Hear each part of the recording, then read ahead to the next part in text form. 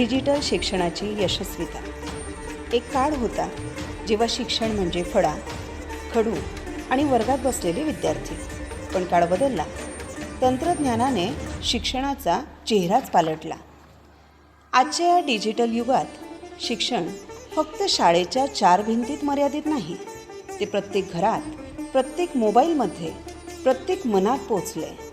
हीच आहे डिजिटल शिक्षणाची यशस्वीता. डिजिटल शिक्षण म्हणजे काय? डिजिटल शिक्षण म्हणजे इंटरनेट, संगणक, मोबाईल, टॅबलेट आणि तंत्रज्ञानाच्या माध्यमातून शिक्षण घेणे.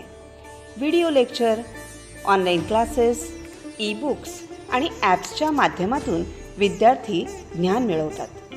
डिजिटल शिक्षणाची गरज का आहे? गावोगावी शिक्षणाच्या सुविधा मर्यादित आहेत, पण डिजिटल शिक्षणामुळे ग्रामीण भागातही ज्ञान पोहोचले.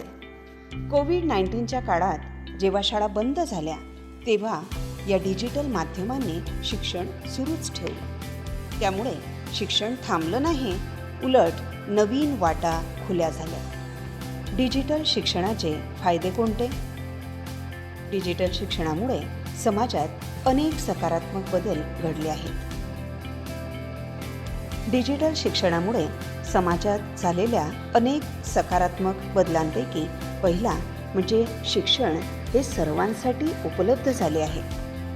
गरीब व ग्रामीण विद्यार्थ्यांनाही इंटरनेटमुळे ज्ञान मिळालं आहे. दीक्षा, स्वयं, ई पाठशाला यासारख्या योजना यशस्वीसुद्धा झाल्या आहेत. डिजिटल शिक्षणामुळे समाजात झालेला दुसरा बदल म्हणजे वेळेची बचत झाली. विद्यार्थी केव्हाही कुठेही शिकू शकतात. डिजिटल शिक्षणामुळे आकर्षक शिकण्याची पद्धत देखील उदयास आली आहे. चित्रफिती, ॲनिमेशन, गेम्स यामुळे शिकणे हे मजेशीर बनले. डिजिटल शिक्षणामुळे शिक्षकांसाठी नवीन संधी निर्माण झाल्या आहेत. ऑनलाईन प्रशिक्षणामुळे शिक्षकांचे कौशल्यही वाढले आहे. डिजिटल शिक्षणामुळे समाजात झालेला खूप मोठा सकारात्मक बदल म्हणजे विद्यार्थी आत्मनिर्भर झालेत. आता विद्यार्थी स्वतः शोध घेऊ शकतात. प्रश्न विचारण्याची सवय वाढली आहे. डिजिटल शिक्षणामुळे जसे शिक्षण सोपे झाले, तसेच त्यासोबतच काही आव्हाने आहेत आणि त्यावर उपायसुद्धा आहेत. जिथे यश असतं तिथे आव्हानंही असतात. काही भागात इंटरनेटचा अभाव आहे.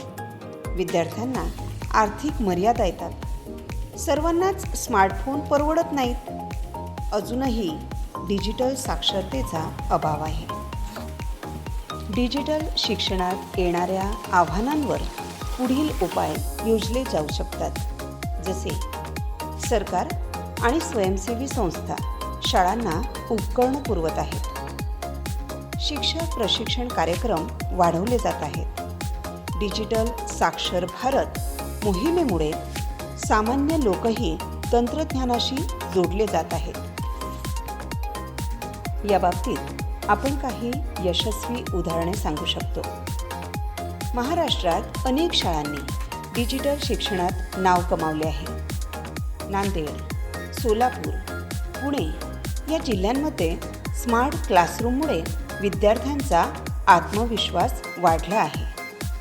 AI-सेक्ट लर्न, बायजूस, वेदांतू यासारख्या संस्थांनी हजारो विद्यार्थ्यांचे भविष्य उज्ज्वल केले आहे. या सर्वांवरून आपण अंतिम विधान करू शकतो की डिजिटल शिक्षण हे फक्त तंत्रज्ञान नाही, तर ते आहे शिक्षणाची नवी क्रांती.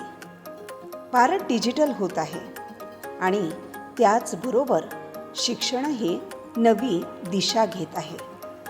यशस्वी भविष्याची हीच गुरुकिल्ली डिजिटल शिक्षणाची यशस्वीता.